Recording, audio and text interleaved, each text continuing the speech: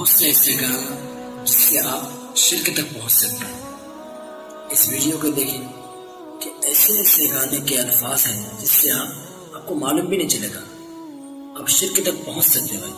یہ ویڈیو کو ضرور دیکھیں۔ تجھ میں رب دکھتا ہے یارا میں کیا کروں۔ گانے سننا حرام ہے۔ گانے سننا ایک تو اس وجہ سے کہ نبی اکرم صلی اللہ علیہ وسلم نے فرمایا کہ موسیقی جو ہے یہ نفاق کو پیدا کرتا ہے۔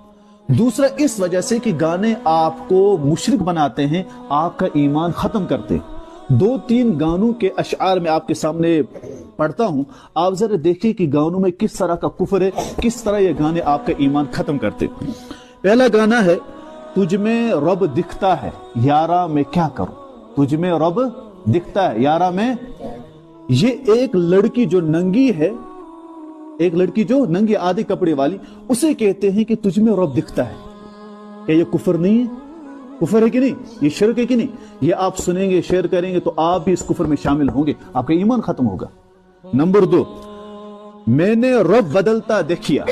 رب بدلتا، رب بدل سکتا ہے؟ نعوذ باللہ سبحانہ وتعالی۔ نمبر 3، میں نے تجھ سے عشق کرنے کی اجازت رب سے لایا ہوں۔ میں تجھ سے عشق کرنے کی اجازت رب سے لایا ہوں۔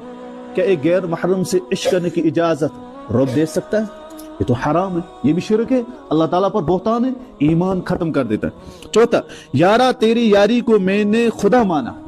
یارا تیری یاری کو میں نے، اس کے علاوہ بہت سارے گانے، ایک شعر ٹھیک ہوگا اس کے بعد سیدھا یا تو شرک کرے گا آپ سے یا کفر کرے گا، آپ کا ایمان ہی ختم کر دے گا۔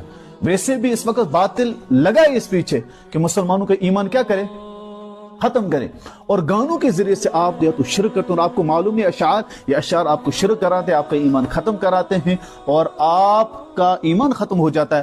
2 چیزیں، ایک تو نفاق نبی اکرم صلی اللہ علیہ وسلم نے منع کیا، اور دوسرا یہ کہ اس میں شرک ہوتا ہے۔ شرک ہوتا ہے اللہ تعالیٰ کے لیے ایسے الفاظ استعمال کیے جاتے ہیں جو اللہ تعالیٰ کے لیے